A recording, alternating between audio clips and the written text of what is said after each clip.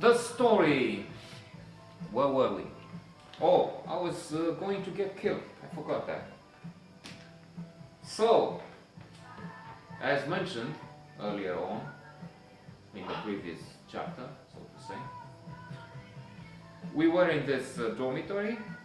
I was talking nonsense, as if you want to check the rest of the story, you can see that I'm very able to do, and I have a predilection,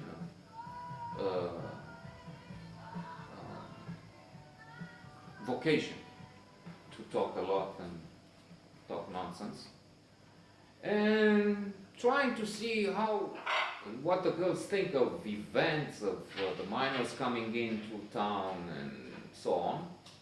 I gave them the impression that I'm there to investigate them.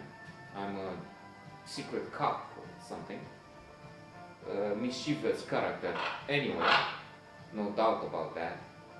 Well, you see, actually they were not that wrong. Perhaps they exaggerated with the sentence, which they were going to also execute, pass and execute right there and then. This guy needs to be tortured, and then we would get out of him the truth, because it's obviously not telling the real story here. So they were about to get me to the floor of one of the beds and bring a hot iron, which they would threaten me with. And if I didn't say the truth, they would start applying heat and pain on this poor guy.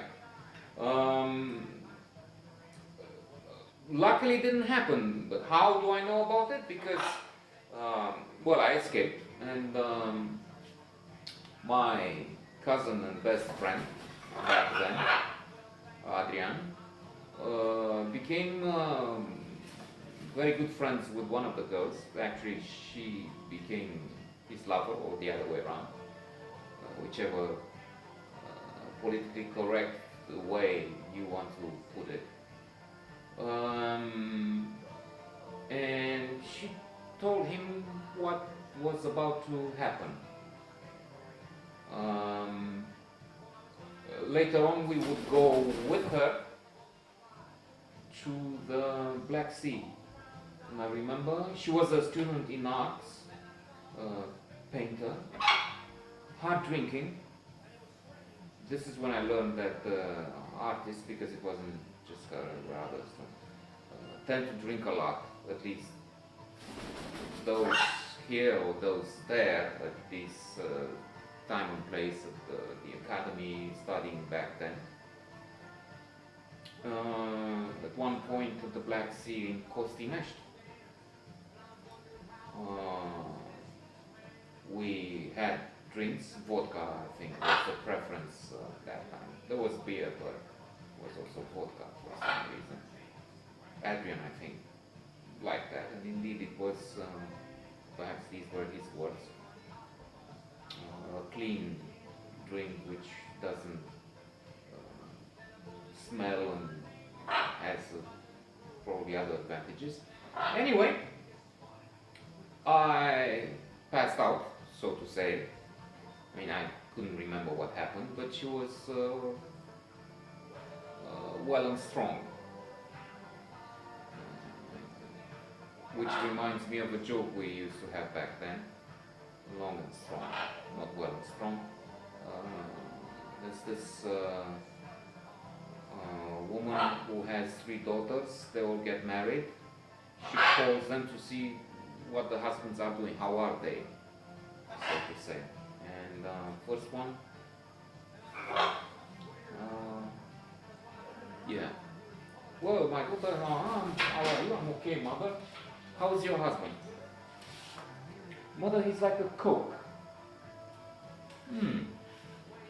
I'm willing for some reason, or for the joke purpose, to ask more. The mother says, okay, we'll see. She calls Coke to see what the idea is. And then they have the slogan, hello, here is Coca-Cola, quick and fresh. Oh, okay, so my first son-in-law is quick and fresh. Good. The second daughter, how are you? I'm fine. How is your husband? Well, my husband is like a Pall Mall. Cigarettes back then. I'm not sure if the brand is still there. Cigarettes are dying. So will the brand eventually inshallah. God willing. Even if back then I was smoking. So Pall Mall. She calls Pall Mall, and the Pall Mall, answer here is Pall Mall, long and strong. Now you see why I remember this girl with the, she was well and strong. I forgot that. But she was also into some sort of magic, talking with that thing, the spiritism. Anyway, that maybe for the next episode. To finish the joke. So there's one daughter left, the last, the third and the last. Hello, how are you? Fine. How's your husband? Well, he's like a Pan Am, now a defunct flying there. So she calls Pan Am, and they answer, here is Pan Am, flying every 5 minutes. They did then, not anymore. They had some bad, really bad events. No? Too bad.